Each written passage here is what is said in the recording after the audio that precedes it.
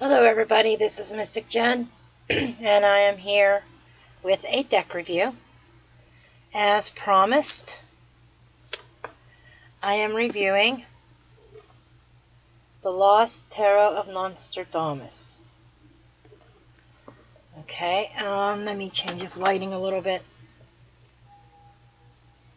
Maybe you can see this better now. There we go. My dear, dear friend, Diana.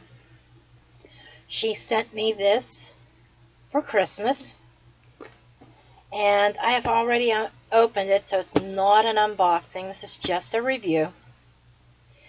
And let me give you a little bit of history about this, and about Nostradamus. Nostradamus is pretty much a household name. Everybody knows that he was a great prophet, a seer. He predicted a lot of events, such as 9/11, Kennedy assassination, among others. And what I have found out when researching him is he's from France. He's French. He went to school to be a doctor, and he moved to Italy. And when he moved to Italy, he took up studying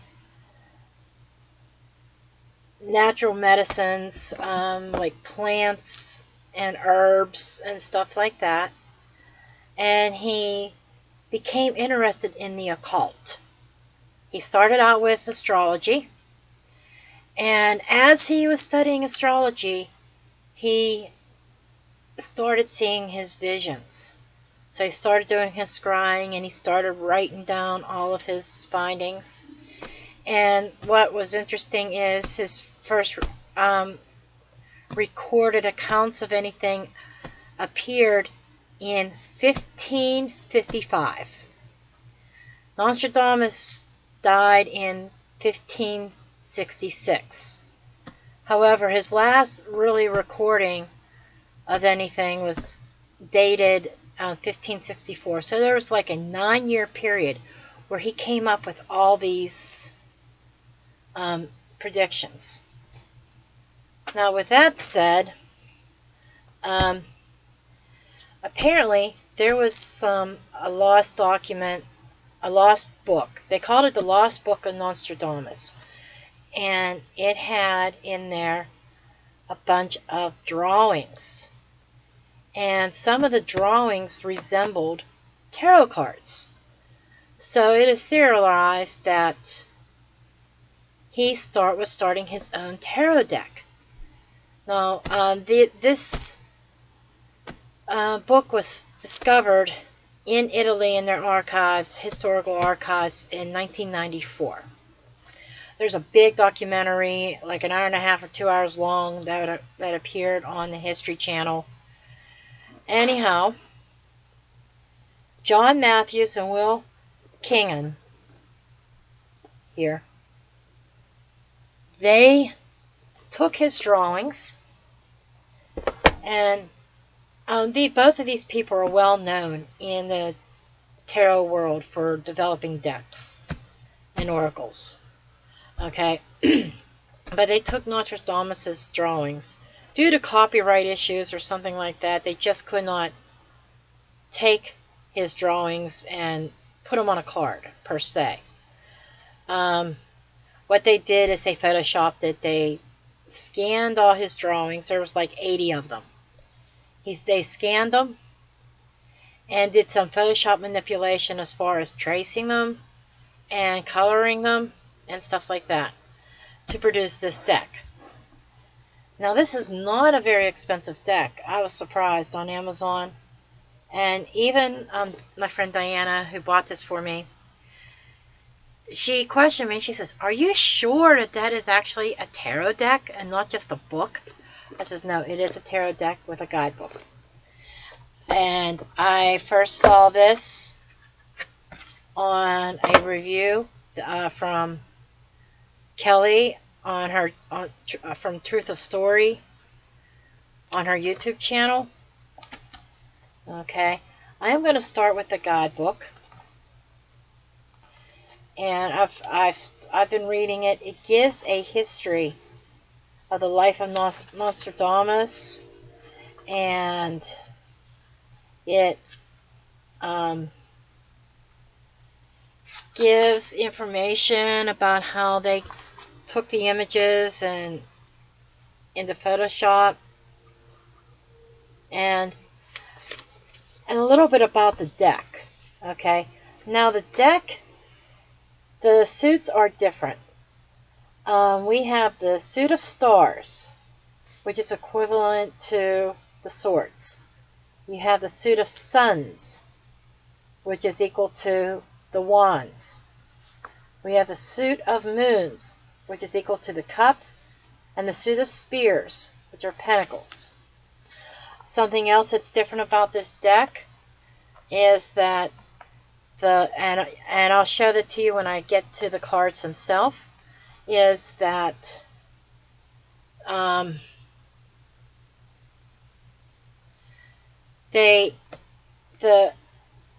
court cards are different, and each suit has different court cards. They're not all the same throughout each suit. Each suit also has a different color representing a metal, and also different arch styles on it.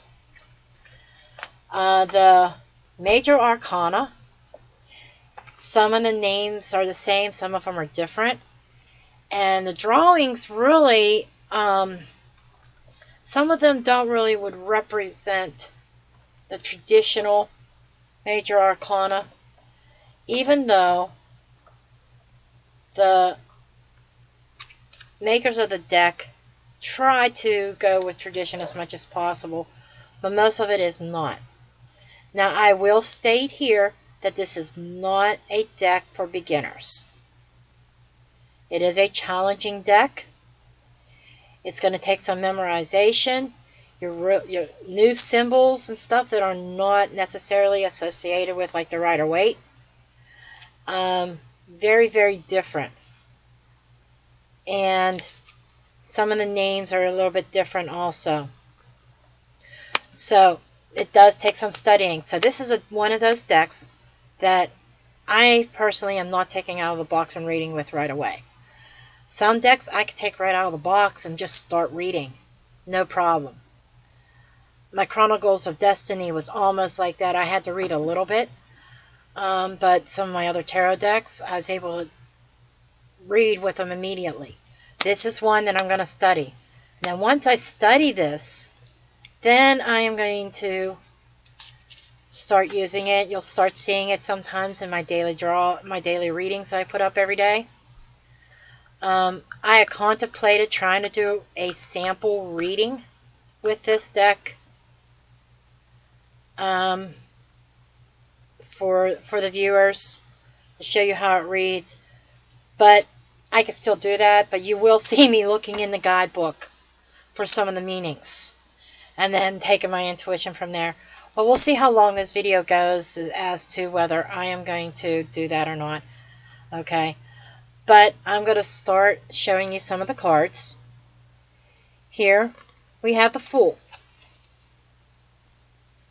Now, what I like about the Fool is that it's showing him leaving a situation and starting new, having a leap of faith and starting out brand new. Okay, most Fool cards just shows the Fool as just out of the blue jumping on a quest. Okay, like he's not coming from somewhere. That everybody starts a journey somewhere, and the Fool is leaving this tower behind. So when you start on new journeys, you have to realize that you're leaving something behind here to start on a new journey, and you're taking a leap of faith. Okay, and you're trusting in your instincts, and you're going for it. Okay, so maybe my intuition is starting to kick in a little bit. I did not read the definition of this. Okay, that's the Fool card. Then we have the Magician. The Magician could transform himself in many ways. You can see that he has all the elements and everything there. I would say this is a traditional meaning. The image is quite different. Okay?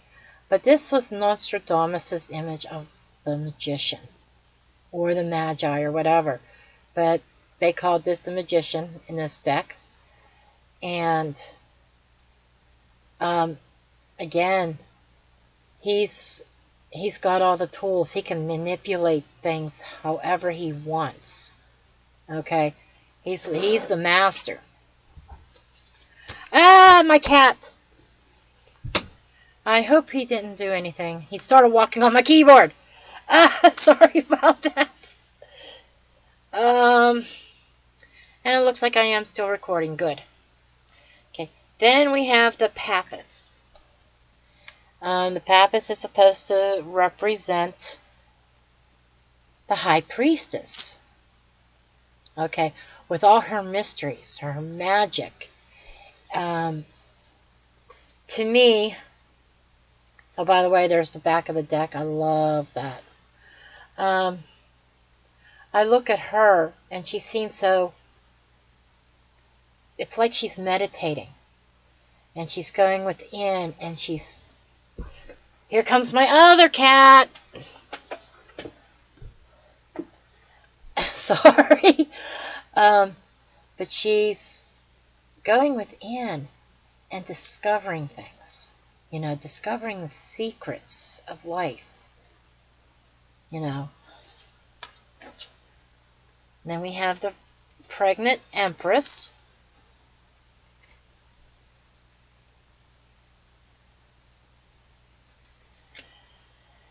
And the Emperor. I like this one too. Because it's almost like he's in a meeting.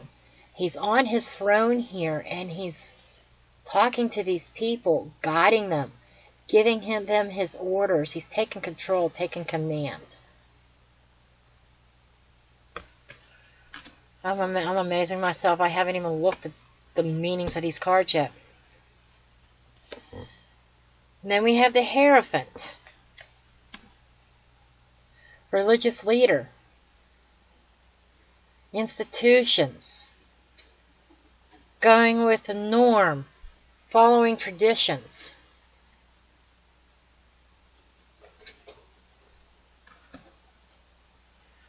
And we have the Lovers. There's Cupid. Getting ready to shoot its arrow at somebody.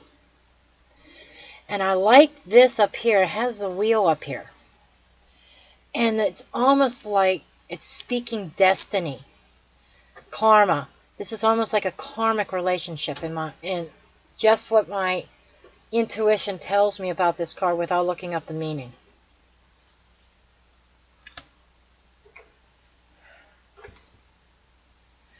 Now we have the Chariot. The Chariot does not look much like a chariot to me. But it was Nostradamus' view of a chariot with the winged person inside. And it's like people on either side guiding it. But again, is he in control or is he not? Or other people controlling him?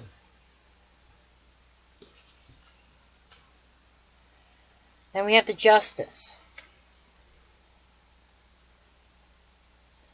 Okay, the Justice, if you notice, has a rose in one hand, representing love, emotions, and a scythe in the other hand, representing the mind.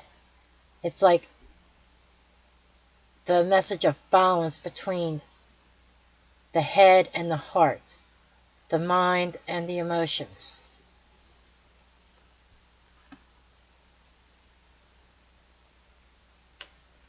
And then here's the Hermit.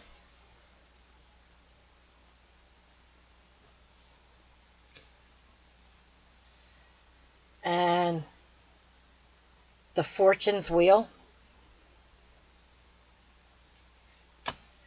Okay, I'll try to speed this up now because I'm already 15 minutes into this. Fortitude. Fortitude is equivalent to the Strength card. if you notice, like some decks have strength as number 8 and justice as number 11. This deck, it's the other way around. Some other decks, they have it this way with strength as number 11 and justice as number 8.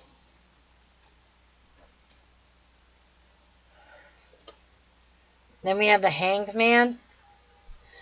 This is probably one that I will have to read about. But it's like, how they come up with the Hanged Man from this drawing.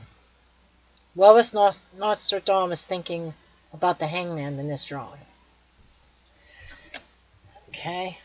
The Death card, I like this one.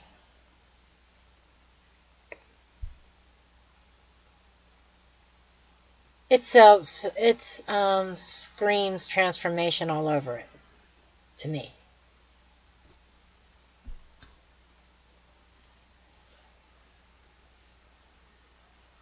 And then we have the Temperance.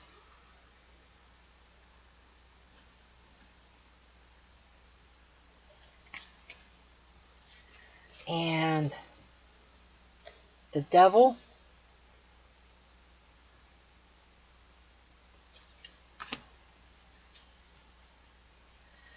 This one's obvious. This is the Tower. And with this one, when Nostradamus was putting this one together, his little quadrant was speaking about 9/11. And this is what he saw.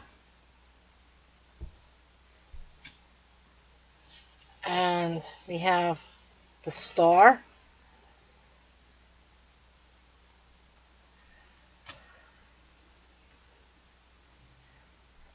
The Moon.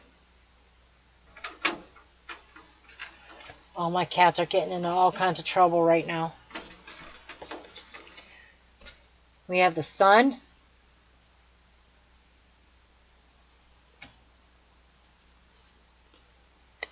Judgment.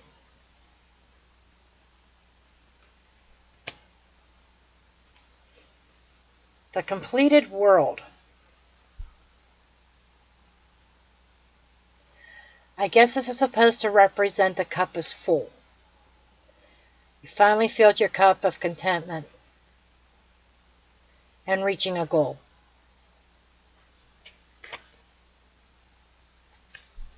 Okay. Then we start in with the Suit of Suns. Here's one. It's like the Ace of Wands. The 2.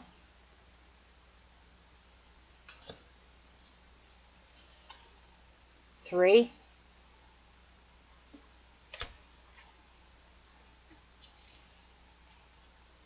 4.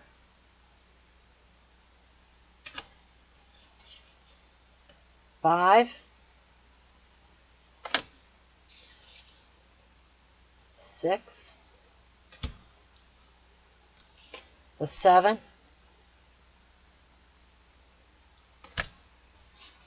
8.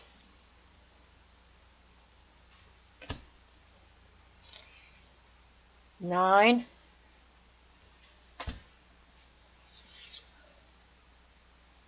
10. And the court cards are numbered also. Now, in the Suit of Suns, aka Wands, some of the names are traditional. Like this is the Page.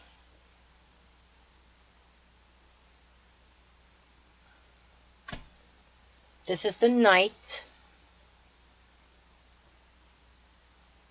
Now, this is the Lady, also known as the Queen.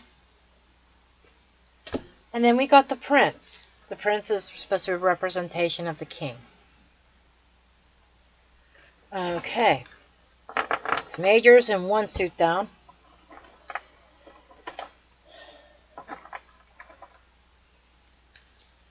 Then we have the Suit of Spheres. This is like the Pentacle deck. The Pentacle suit. Ace, or 1. 2, 3,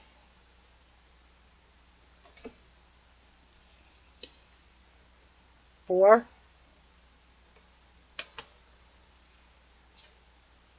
5, 6.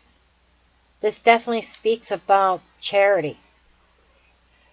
Charity is very obvious in this one, but giving and receiving, helping others. Also paying out of your pocket to pay your bills. Here is 7.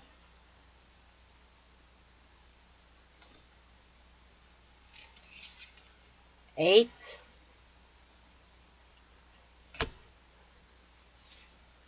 9.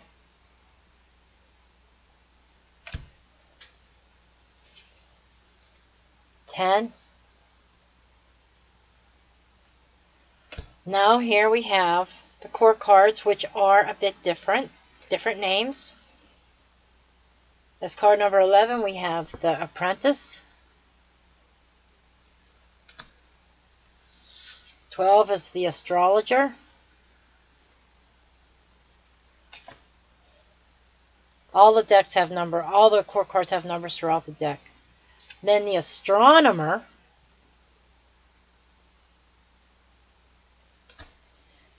And the Alchemist.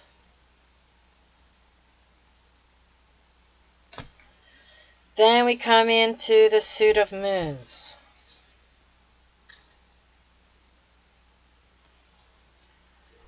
One,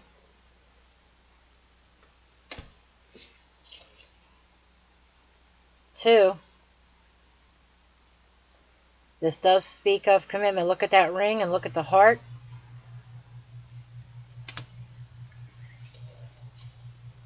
3.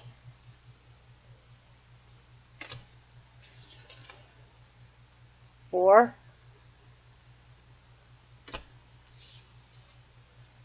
5.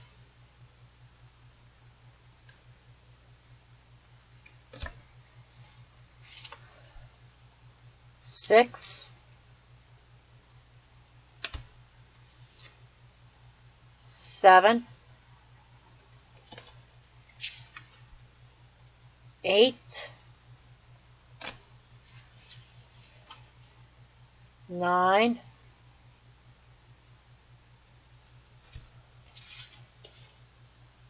10. Then we have Neophyte.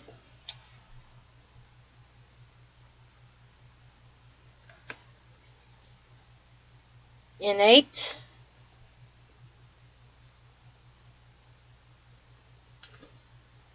Prophetess. But she does scream the Queen of Cups. I mean, really. This is a good representation for the Queen of Cups. The Prophetess. Then we got the Master. And lastly, we got the Suit of Stars. And you could tell it corresponds with the sword. Even the ace or the number 1 card has a sword in it. And there's that wheel again up at the top of that sword. Then the 2, about balance, about decision making. Not wanting to face a decision. You know, that one's obvious. Then here's Libra.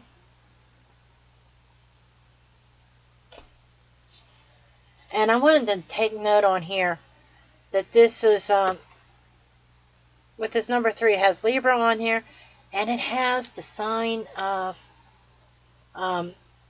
Saturn. Saturn being restrictions. You know, that, I know that symbol means something to this card, and I'll have to read about it. This one also has Libra, and this has Jupiter on it. The 4 of Swords.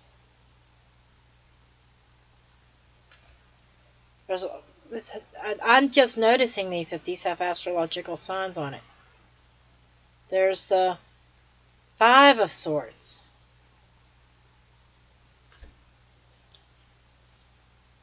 Six. Seven. 8. 9. 10. Then we have the Postulant, the Cardinal. It's kind of fitting. These are all representing spiritual leaders, and with the mind and spirit. Then we have the Abbess and the Pope. Okay, so there you have it. And I wanted to show you this. This is the inside of the box.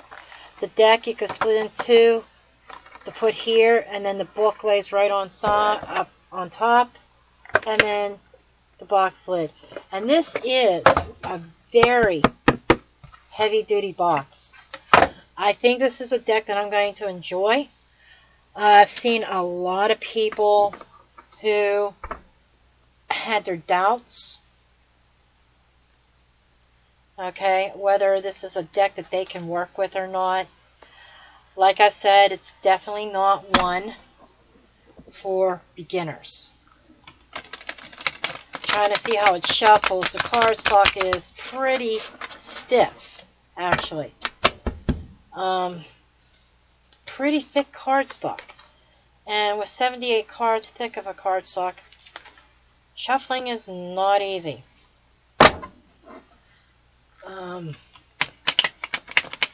This is a deck that's going to have to be broken in. I don't know how this will hold up. The backs, I'm sure it's going to show wear and tear eventually. It's like a gold back. And like I said, each one of the suits also has this representation of a metal. I haven't read it all yet, but I think the majors are supposed to be gold. And I believe the swords were, the stars is supposed to be mercury, I believe. I might be wrong on that. But I'm trying to shuffle them now.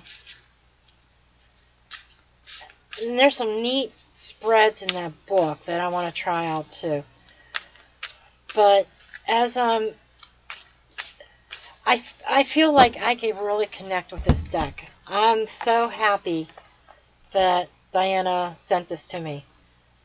But these are some neat spreads. We have Alpha and Omega spread. The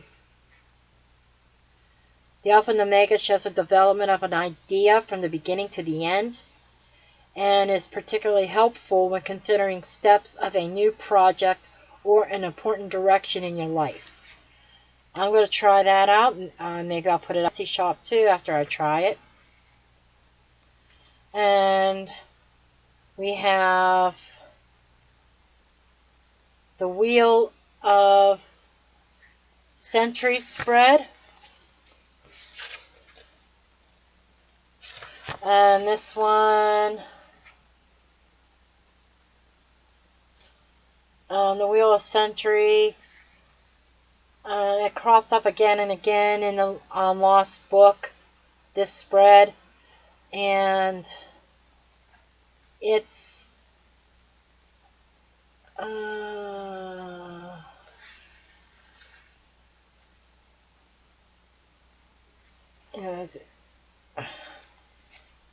and they give sample readings of each one too. The Alchemist spread. I am gonna really like this, and some of these spreads I could see using